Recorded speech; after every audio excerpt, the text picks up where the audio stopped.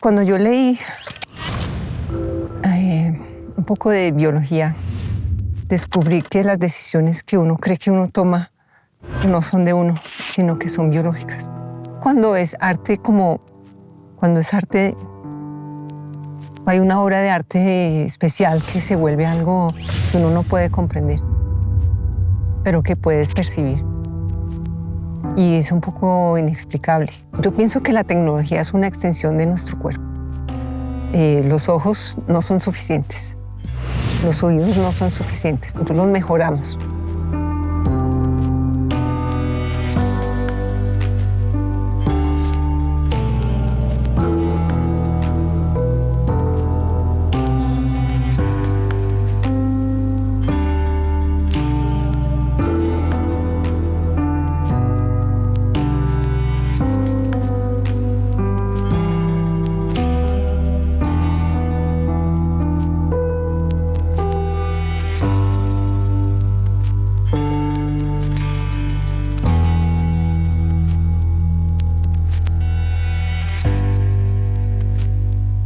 Bienvenidos a un nuevo capítulo de Extramuros. Este episodio está dedicado a la artista y maestra María Fernanda Cardoso. Muchísimas gracias por participar acá en nuestro programa. Con muchísimo gusto. Gracias.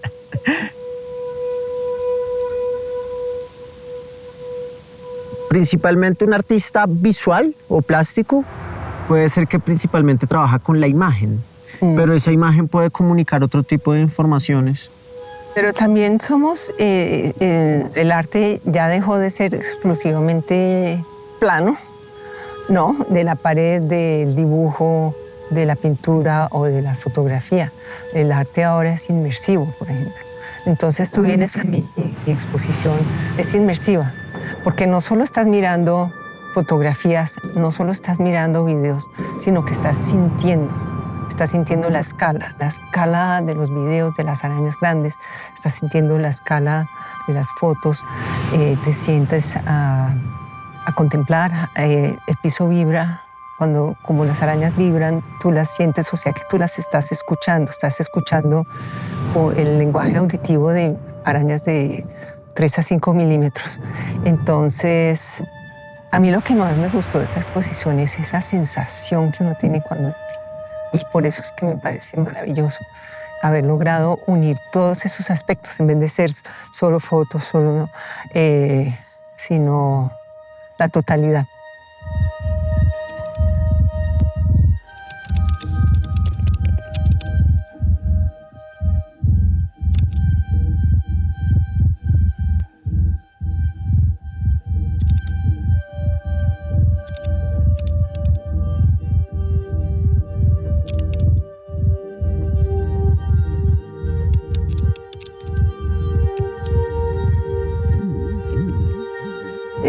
Agradecerle acá a José Roca que haya aceptado nuestra invitación. José Roca es miembro del equipo curatorial de la Bienal de Bogotá.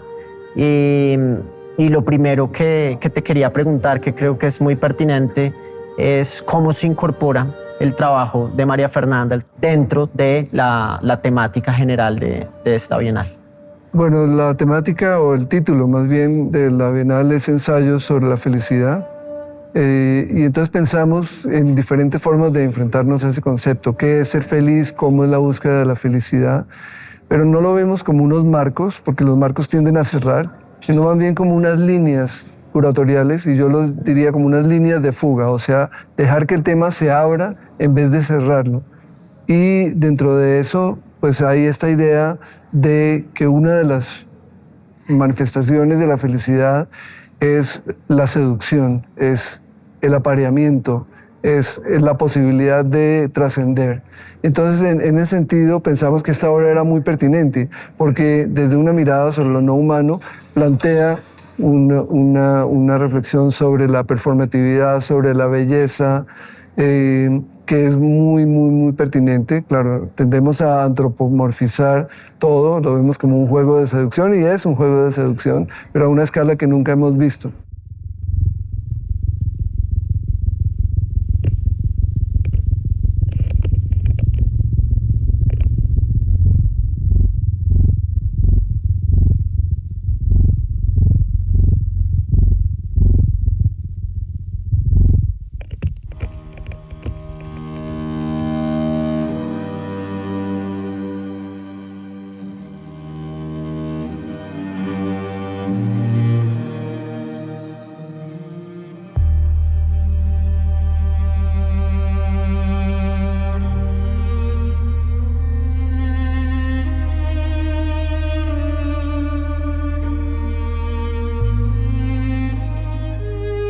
Me gusta mucho cuando las cosas son globales, cuando por ejemplo hice las primeras instalaciones que fueron con las estrellas de mar, era inmersivo. Entonces yo quería que uno se sintiera debajo del mar, entonces que las estrellas fueran como cuando uno mira el agua así y se ve, tú estás sintiendo, estaban oliendo, olían a mar.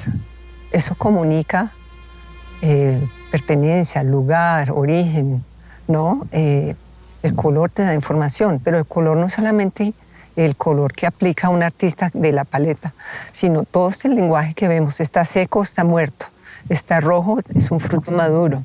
Está un poquito amarillo o dañado, dices, está enfermito. Todo eso lo ves, lo lees tú todos los días. Entonces no es solo visual, sino... Y por ejemplo, cuando observas objetos, esculturas o naturaleza, uno se mueve y uno está comprendiendo la escala, los contrastes, la forma. La forma no es plana. Y para los científicos en taxonomía, para describir un espécimen, si tienes que hacerlo plano, ponen un dibujo o una foto frontal y una lateral para entender la tridimensionalidad. El gran esfuerzo para científicos y para artistas es cómo describir.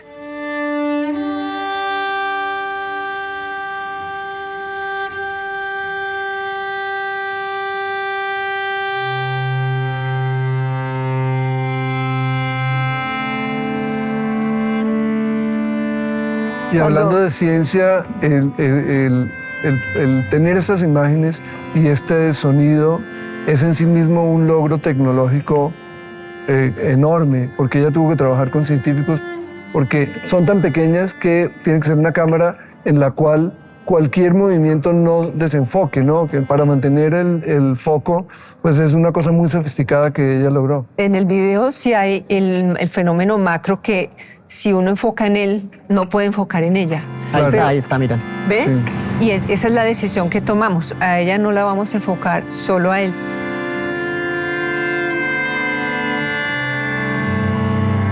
Pero en las fotografías nos enfocamos en tener todo en foco para ver cada detalle, cada pelo, cada escama de distintos colores, cada pestaña. Y eso lo hicimos con la mejor y sofisticada tecnología para reproducir especímenes microscópicos.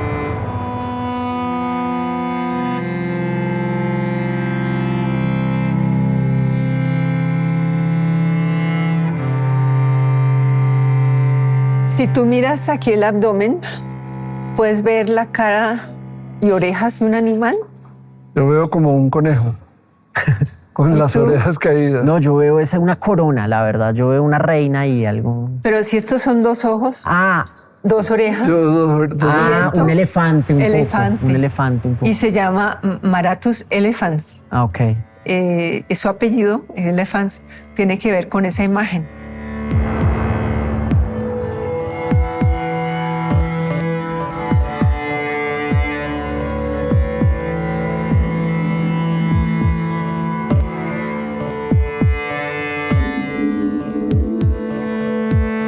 Para transmitir, para lograr esa transmisión de sensaciones y devolverlo sensorial a algo, pues la tecnología se vuelve una herramienta, pero la tecnología también se vuelve parte de la obra y tema de la obra. Pues la tecnología nos permite acercarnos, porque eso viene de la microscopía y del telescopio, de los lentes. Entonces, en mi circo de las pulgas, yo hice investigación sobre la tradición de las pulgas y descubrí que el primer microscopio se llamaba de flea glass, el vidrio de la pulga, porque Anton von Leeuwenhoek, que se lo inventó, él pulía lentes chiquiticos, esferitas chiquiticas y los ponía y lo miraba así cerquita y él estudió la pulga por primera vez.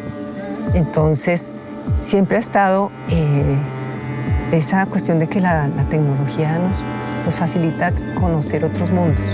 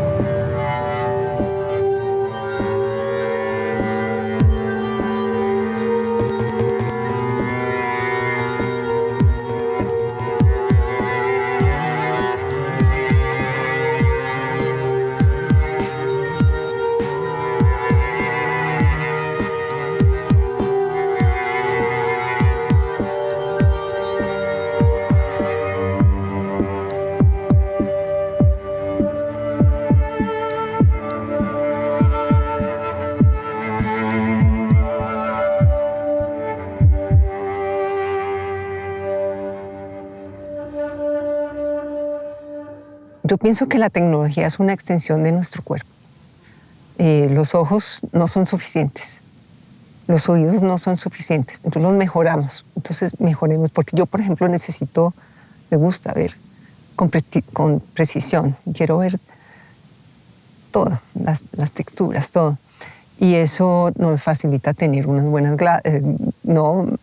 magnificadores, como el que usaban las pulgas, o unas gafas bien hechas, o pues las herramientas que uno puede usar hoy en día. Me encanta lo que dices de acercarse, ¿no? Y que mediante lentes para acercarse. Por acá también estamos haciendo un registro Para mediante conocer. lentes para acercarnos a ti, y como que de alguna forma se vuelve un estudio como lo que haría un microscopio, pero de pronto hacia el alma de un personaje, como lo que tratamos acá de retratar. Sí, porque programa. nosotros sentimos, ¿no? Cuando uno camina, uno siente. No solamente ve, no somos cámaras, ¿no? La mayoría del arte es visual. Algún arte es auditivo. Muy poco del arte es olfativo, pero muy poquito del arte es áptico. Algunas cosas uno las puede tocar, pero pocas obras de arte lo tocan a uno. Y esta es una de las pocas que yo conozco. A través de esos transductores uno está sintiendo el movimiento de las patas de las arañas, su baile de cortejo, su caminata, y eso yo creo que es muy importante porque te establece una relación. Y la música que hacen, porque Sí. cuando él vibra el abdomen, que ahorita estamos viendo, está haciendo vibraciones que viajan por la tierra y la hembra va a percibir a la distancia, y están escuchándose unos al otro, porque el sonido para ellos viaja por la tierra y el oído humano viaja por el aire. Y también magnificamos el sonido a un registro humano y lo volvimos táctil para poder sentir. Pero me gusta tu observación de cómo hay tantas complejidades en este comportamiento de una especie que tiene un cerebro chiquitico, que uno no piensa cómo pueden ser tan inteligentes, tan sofisticadas, tan talentosas. Él tiene que ser de un talento, no solo de una belleza, sino un talento musical, de movimiento, de gesto, de olores.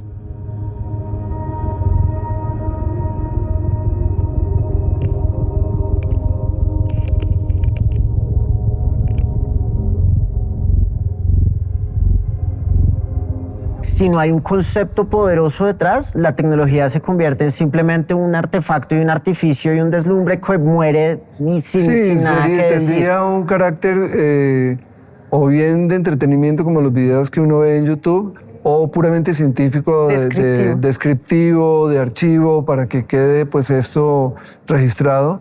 Pero María Fernanda le da una vuelta y le pone ese algo más que siempre, que yo lo llamo fricción crítica, que es lo que el arte siempre porta.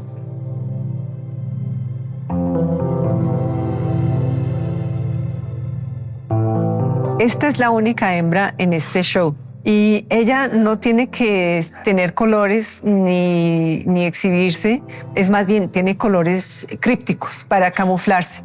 Tiene 8 ojos, 1, 2, 3, 4, 5, 6, 7, 8, unos chiquiticos. Y ella es la que selecciona a los machos y ella los hace cambiar y ser más talentosos, más virtuosos, más saludables. Es un proyecto feminista. Y Darwin también se dio cuenta de eso, y en el siglo XIX él propuso, en la teoría de selección sexual con la que propuso que los pavos reales se reproducían, y decía, y la hembra tiene el poder de juzgar, de seleccionar y un gusto estético. Entonces, pero eso era tabú, decir que las hembras o las mujeres teníamos algún impacto en nuestro entorno y que teníamos apreciación estética. Pero estos animales tienen apreciación estética, no solo crean el arte, sino que lo perciben y lo valoran. Entonces, yo fascinada con el hecho de que las hembras tomen un rol protagónico, pero críptico. No toman el crédito, ellos sí. Como de costumbre.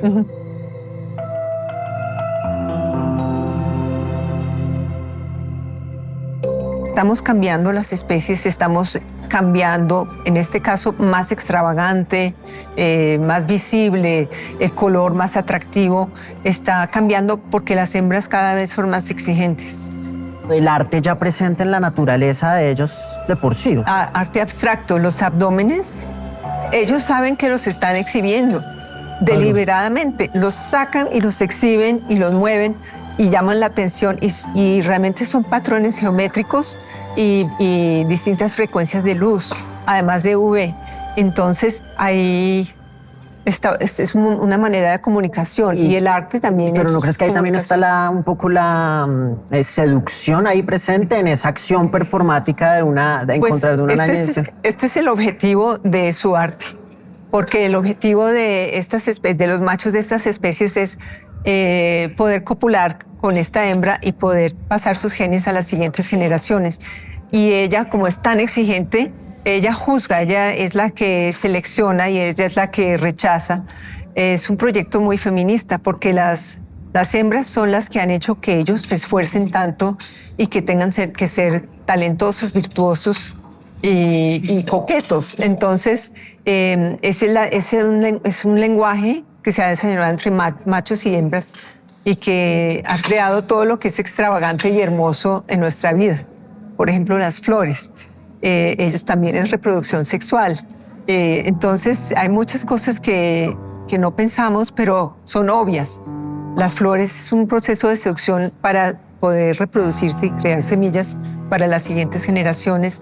Y estos animales lo hacen de una manera muy ritual, ¿no? Muy coreografiada. Aquí vemos la hembra, ella también está bailando y está bailando de espaldas a él porque ella tiene 8 ojos y puede ver, él también puede ver hacia atrás y ella está diciendo, tal vez.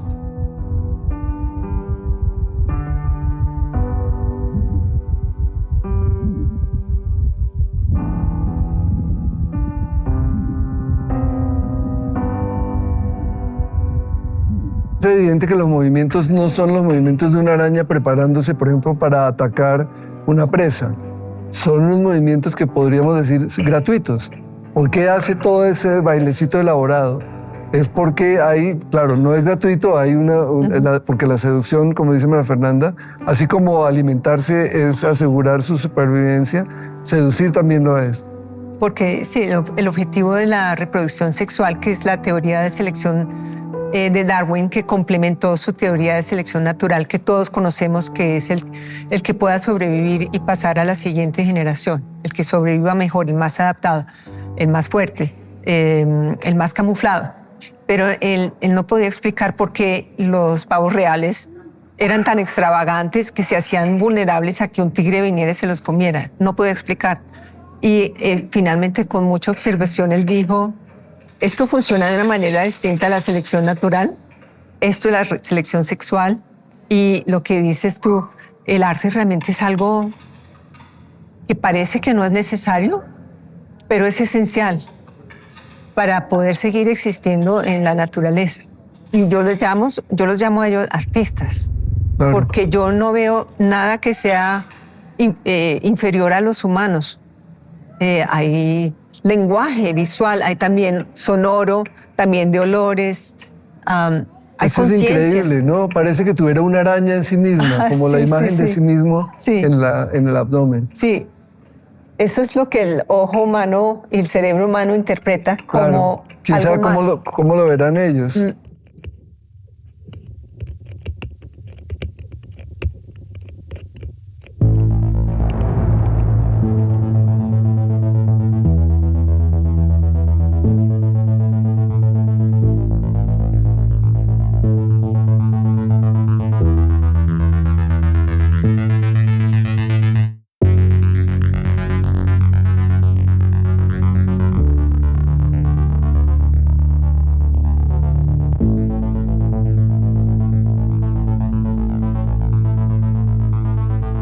Yo hice un proyecto que se llamaba Flores Desnudas y les quitaba los pétalos y miraba sus partes privadas.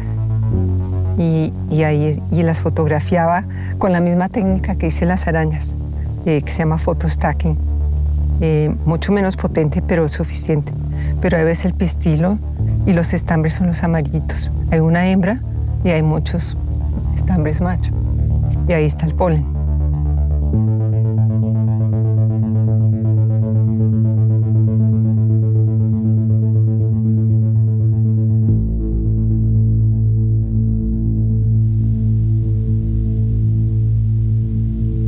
Mira, estas tan divinas son como 5 pétalos.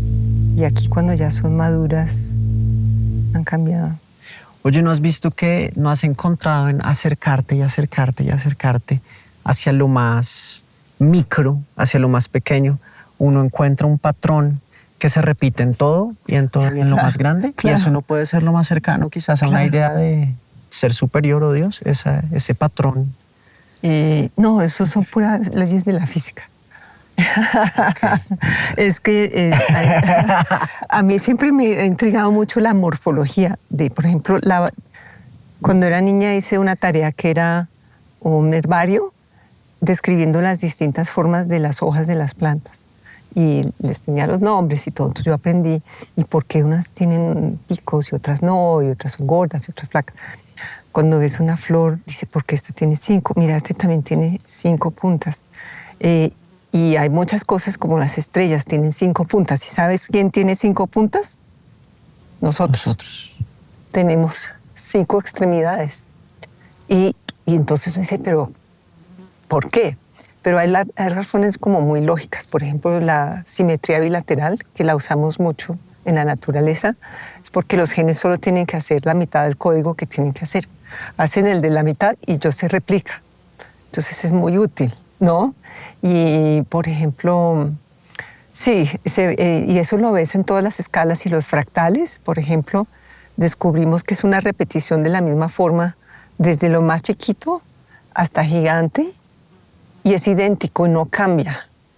Y entonces para mí el concepto de Dios, no soy religiosa, yo soy más científica, más quiero entender. No creo que algo se creó, algo evolucionó. No creo en el cambio. Esto nos estamos haciendo y rehaciendo cada vez que nos reproducimos. Estamos cambiando, el planeta está cambiando todo el tiempo. Eso no es la creación de que... Y ese es un tema, ¿no? En la reproducción que tú trataste en tu PhD, de la reproducción de esos seres mínimos, que también es un patrón que se repite y se multiplica. Pero pues no sé si esos seres mínimos puedan sentir cómo el ser humano siente esa reproducción, como combinada con el concepto quizás de amor. No, no, sí, no, hay seducción.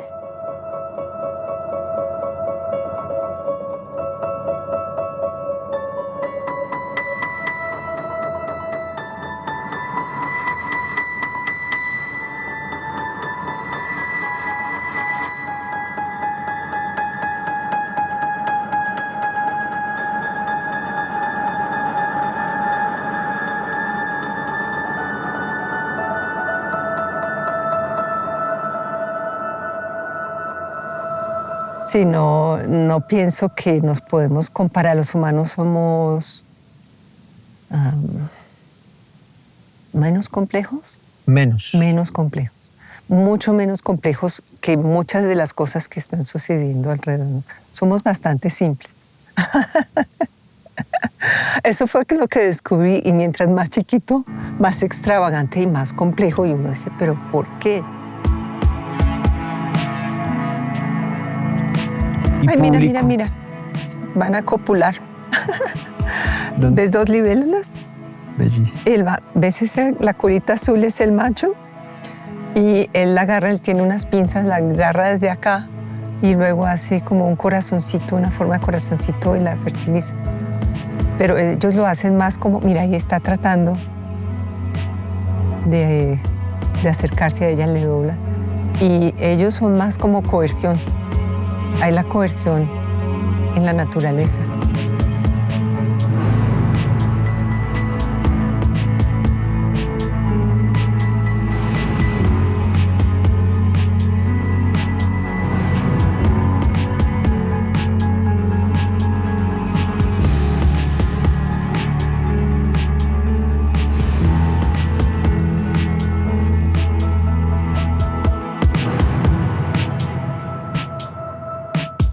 Cuando yo leí un poco de biología, descubrí que las decisiones que uno cree que uno toma no son de uno, sino que son biológicas. Entonces, por ejemplo, la fidelidad en el mundo animal, nosotros creemos que somos de las pocas especies monógamas, pero en realidad eso son cuestiones químicas y de practicalidad de las especies, de qué funciona. ¿Es útil ser pareja? Hagámoslo. No me interesa ser pareja, más bien yo me voy a buscar más oportunidades de esparcir mis genes. Eso también es una practicalidad. Eso es biológico, pero no es que uno decida, sino estamos programados de alguna manera. Y eso realmente fue un poco sorprendente. Pero también le quita a uno responsabilidades raras, ¿no? ¿No? Es como...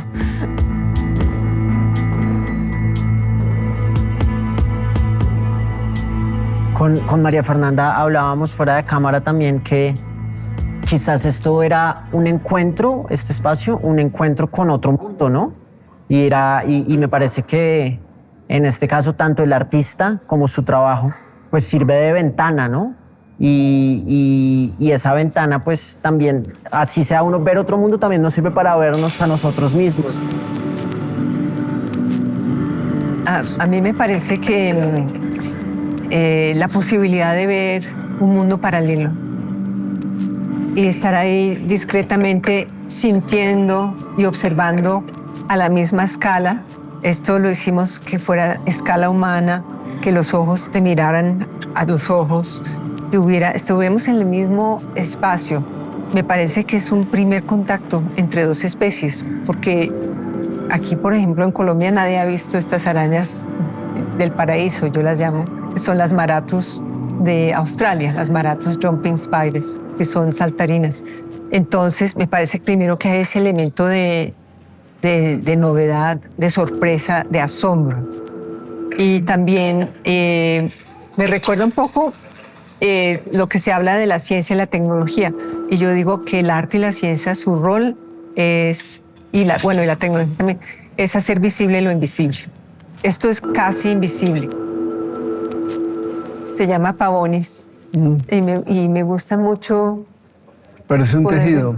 Sí, y poder ver ciertos, esto debe ser órganos, todavía no sabemos qué son, pero se ve que hay unos órganos negros y los gestos son siempre sutilmente distintos uno de otros, según la especie.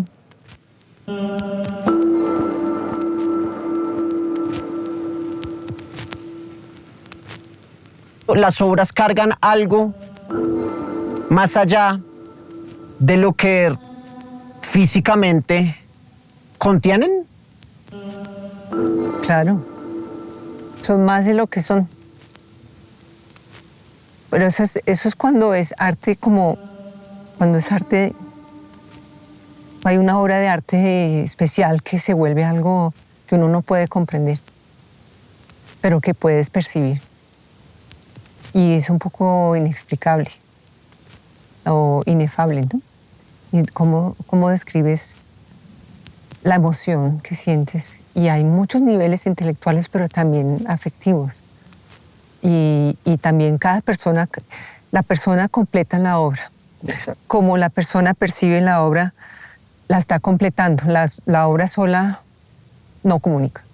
¿Sí? No, puede que el objeto esté ahí en una bóveda para ver si la descubren algún día, pero realmente la audiencia, bueno, audiencia o el espectador, son parte de la obra.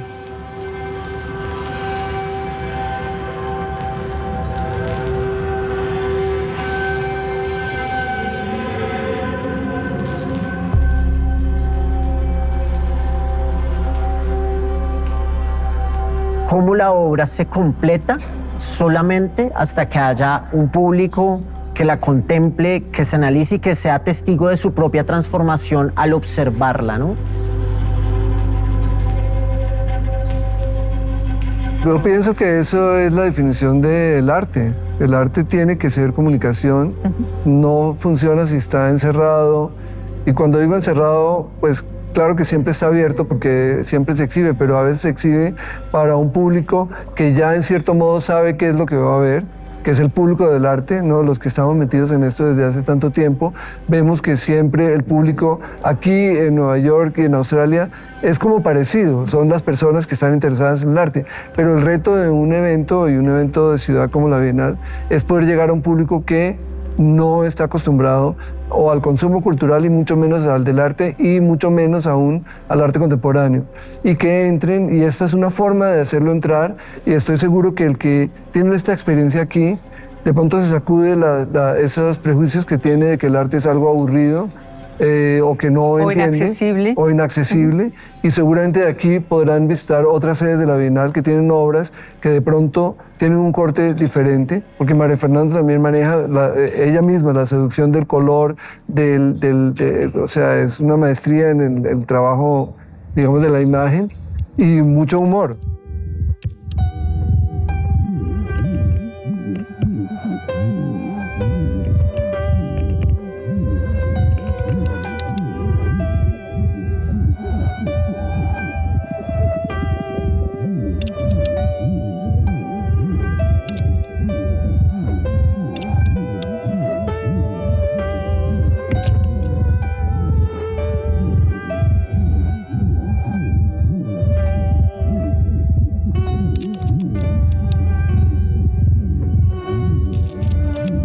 En esta hay dos chistes y hay uno que dice que uno no necesita un cerebro, una cabeza grande, un cerebro grande para ser artista. Sí. Porque ellos son, ese es chiste número uno.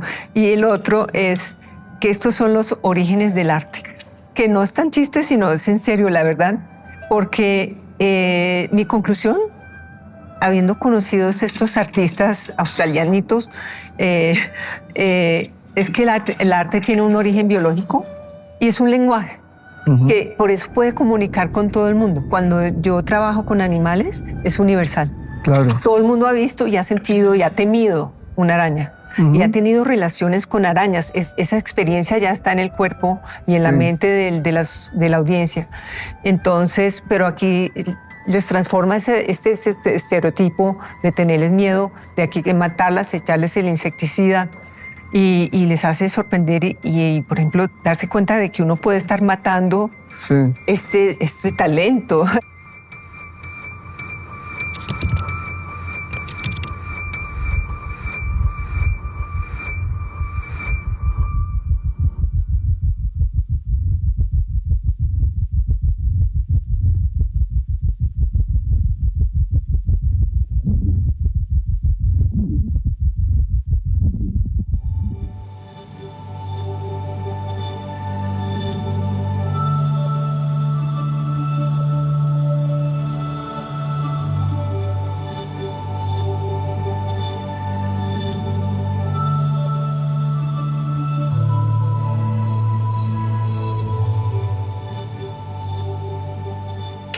¿Qué es lo artificial y qué es lo natural? Siento que al final de cuentas todo lo que haga el hombre sigue siendo natural y la tecnología, hacer algo hecho por el hombre, pues también sigue. Estoy de acuerdo.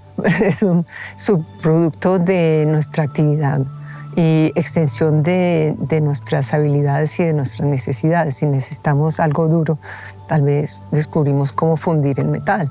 Era algo útil, o lo mismo la cerámica. Esas son tecnologías muy antiguas. La cerámica parece muy natural, lo es, pero es tecnología. El vidrio es un fenómeno natural. Llega un rayo a la playa, en la arena, es vidrio. Los humanos observamos y lo replicamos. Nosotros somos muy buenos observadores y hay muchas cosas que yo propongo son copias, o más bien más que copias son cosas que hemos aprendido de otros animales. Por ejemplo, las avispas, hay avispas que se llaman de papel o del cartón. Ellas se comen, como machucan en la corteza de los árboles, la mastican y crean sus nidos en papel. Y pues los humanos llevamos solamente decenas de miles de años y las avispas llevan 80 millones. Entonces hemos tenido tiempo de observar y aprender. Pero lo que no ha pasado en el resto de los animales o plantas es que no hemos intoxicado, bueno, la verdad es que no, tal vez sí. Nosotros estamos intoxicando mucho el ambiente y destruyendo mucho el ambiente, pero me hace pensar, por ejemplo, los eucaliptos que me dicen, ellos no dejan que nada crezca alrededor, que no sea sino algunas pocas especies. Ellos usan venenos para abrir espacio, entonces realmente nosotros hemos usado mucho veneno para desplazar los bichos que se nos meten en las casas, los bichos que se van a comer nuestra agricultura. Nosotros estamos envenenando y eso es algo biológico, porque nosotros no nos inventamos los venenos, las plantas, los animales se los inventaron.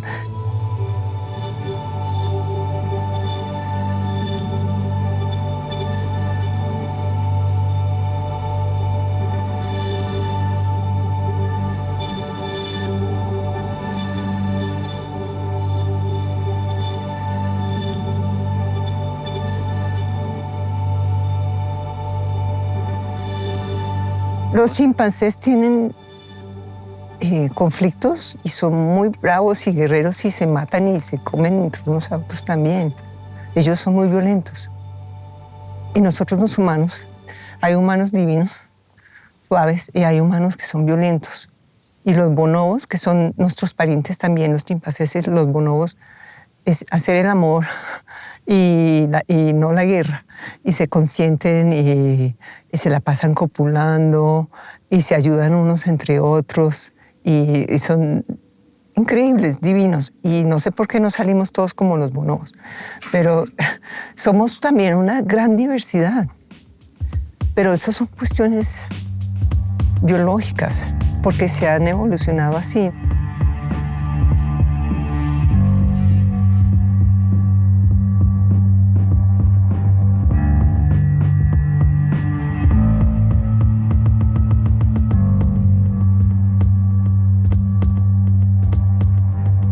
Bueno, Fernanda, acá hay tres muy diferentes, una como oblonga, una más circular y esta más puntuda. ¿Esta es porque no se ha desplegado o porque ese es el abdomen? Pavonis no tiene las extensiones, no las puede abrir. Lo mismo anómalos, por eso se llama anómalos. Ajá. Pero igual es muy carismático y no se imaginan lo tierno que es su comportamiento. Y Madelinae sí tiene esa capa como la que cola, se cierra y se abre. que se cierra y se abre para mesmerizar a una hembra que tiene 8 ojos y posiblemente puede registrar más colores que los que vemos nosotros. Y los colores que están en las fotografías son los colores, o sea, ¿qué intervención hay? ¿La luz puede cambiar? ¿O? Esto es idéntico a la vida real. Pero digamos, cuando tú los iluminas Usamos flash, muchos flash para que el lente pueda abrir y capturar todo eso, pero no hay ninguna distorsión y no hay libertad artística. Yo no tomé ninguna libertad de, me parece más bonito si le hago aquí y se ve más verde. No, esto es lo que es y esa es la belleza. Sus pestañas, tienen pestañas, que me parece muy romántico. ¿Y ellas están mirando a la cámara realmente? Bueno, están mirando al microscopio que está arriba. Okay. Sí. Y tuvimos que, con la ayuda de Andy Wang, un entomólogo con una destreza impresionante, colocarlas mirando hacia arriba para poder tomar las fotos.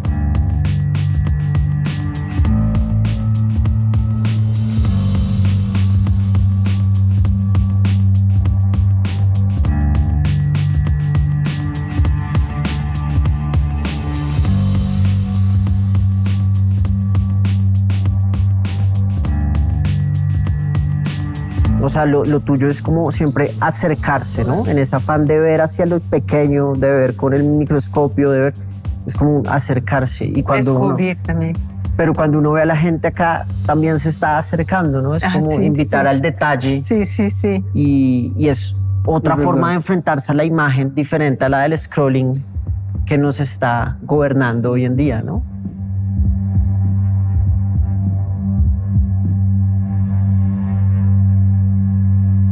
Tendemos a a scroll, como tú dices, a pasar, o pasar por encima sin darnos cuenta. Sí. Entonces, cuando fuimos al páramo, yo iba mirando cada planta, cada flor, cada semilla, y yo voy parando. La mayoría de gente quiere ser muy eficiente y trotar y pasar, y nunca vas a conocer las maravillas que están ahí al tiempo, en tu mundo, coexistiendo a distintos niveles.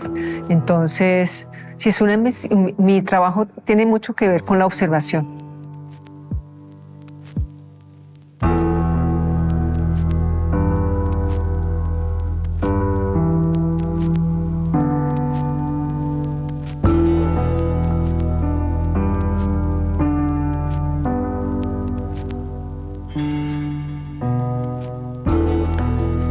Muchas veces ver lo que está allí que otros podríamos haber visto, pero no lo hemos visto. Entonces, ese enfoque, esa ampliación, ese acercamiento, permite como encontrar cosas inesperadas en algo que podría estar ahí para todos porque no lo vemos.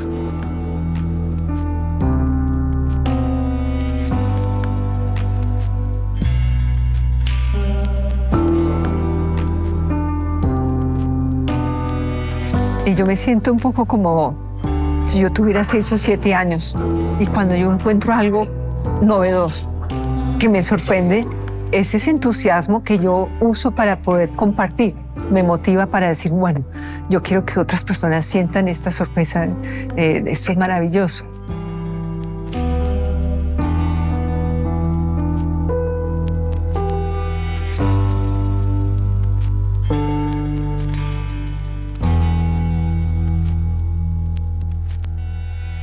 Esta araña está de alguna forma modelando y está actuando y está metiéndose en un personaje también. Está en una posición en que está interactuando y haciendo contacto visual, ojo a ojo, ¿no?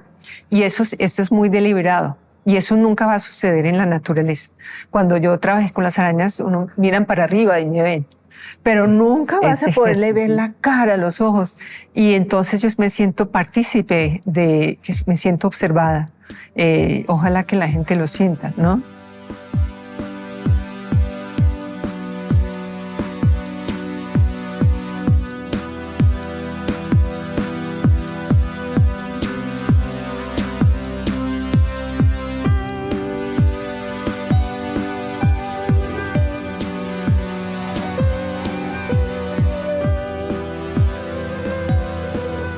¿Cuánto es la duración normal de vida de más o menos de estas arañas? El ciclo es 1 año, desde huevo a morir. En el verano es cuando se aparean. Nosotros buscamos los machos y las hembras en agosto en Australia, que es cuando todavía están perfectas y las hembras están vírgenes. Entonces era un momento de ser único y cuando no teníamos más arañas teníamos que esperar otro año para buscar otras. ¿Y cómo las buscan? Hay un hábitat donde suelen estar, pero ¿cómo encuentras una arañita que tiene 3 milímetros? Pues imagínate un bosque australiano, hay hojas, tierras, pastos, están ahí y pues ¿cómo las voy a ver? Uno no las ve, pero la gente que está entrenada para verlas y me enseñaron los aracnólogos, uno tiene que ponerse muy bajito, esperar.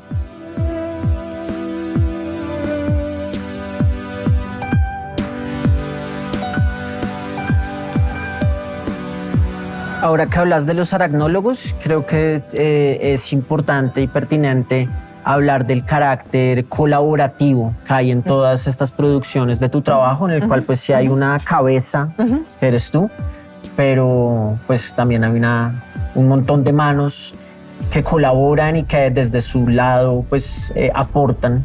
No sé si tienes algo que decir a partir de eso. Sí, es un trabajo colaborativo. Yo tuve la idea cuando vi un YouTube de la primera Marathus que yo vi y yo dije, quiero trabajar con esta araña y fui y busqué a ese científico, le dije, por favor, trabajemos juntos. Y decía, pero ¿usted qué quiere? ¿Va a comercializar la obra?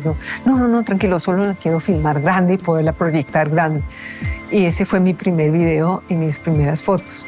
Y después al año siguiente, bueno, estaba ocupado, buscar más aracnólogos, me fui al departamento de la Universidad de Macquarie y me prestaron equipos de filmación y contraté a los estudiantes de PhD para que me ayudaran a coleccionar 2 especies más. Después también cuando las fotografías colaborando con Jeff Thompson del Museo de Historia Natural de Brisbane y con Andy Wang, que era el que preparaba los especímenes bajo el laboratorio.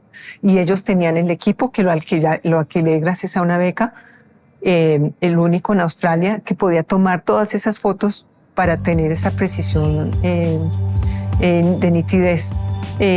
También trabajé para el sonido, para grabar, con una chica de Berkeley, de PhD, y ella tenía un vibrómetro de láser y lo traía cada año a poder grabar las canciones de las arañas, y ella entonces nos grabó las canciones para varios. También trabajé con otros científicos que yo contrataba para buscar en West Australia, para que me hicieran el papeleo de todos los permisos que hay que hacer. También trabajé con postproducción. Yo hice mucho retoque de pelitos, pero con los profesionales para poder sacarlas del fondo, para quitar imperfecciones y pues presentarlas de la manera más naturalista posible. Y luego con un gran impresor con quien trabajo en Australia, que también tiene mucho orgullo de esta escala y de estas fotos.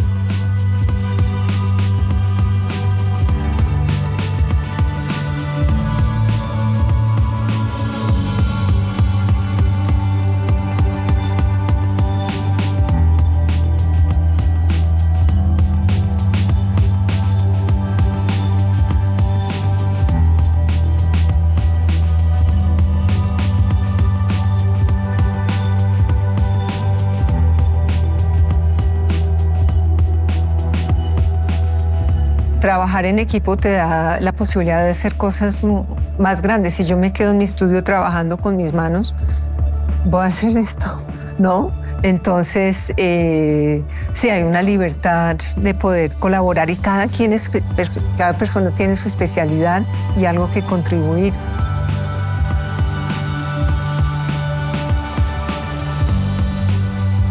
Y es una de las características del arte contemporáneo, sí, en un momento que podríamos llamar post-medio.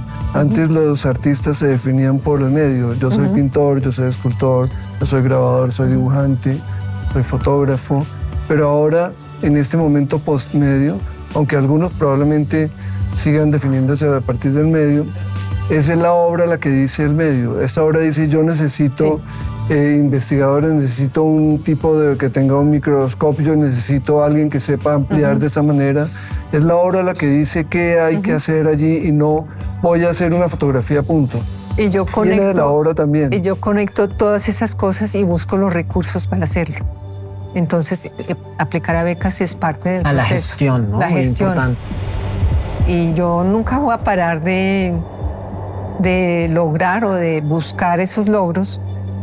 Cuando tengo una idea en la cabeza, yo me enfoco y por eso los proyectos de María Fernanda duran décadas. 10 años. Bueno, llegamos al final de este capítulo, María Fernanda. Ha sido pues un recorrido muy lindo que nos ha permitido pues habitar y estar y ser este lugar y sentir, que es importante, ¿no? Pues nada, agradecerte. Sé que tus compromisos y vives en un lugar muy lejos, y pues también es un privilegio para el público de este programa y para el legado que espera dejar este programa, contar con un artista como tú, de tu trayectoria, de tu dedicación, de tu prestigio, y sobre todo de un pensamiento que nos invitas o que nos contagias. Entonces, muchísimas gracias, y ha sido un capítulo del cual estoy seguro que va a ser muy bonito. Muchas gracias, Salvador. Fue un regalo para mí. Gracias. Sí. Gracias.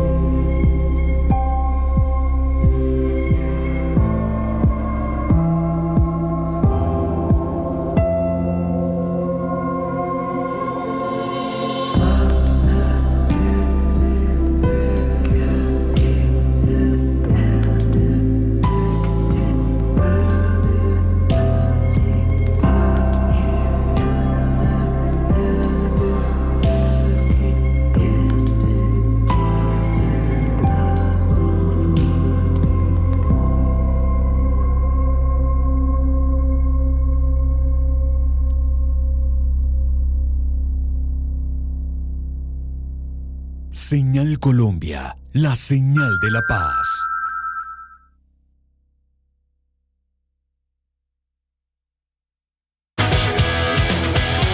Ministerio TIC,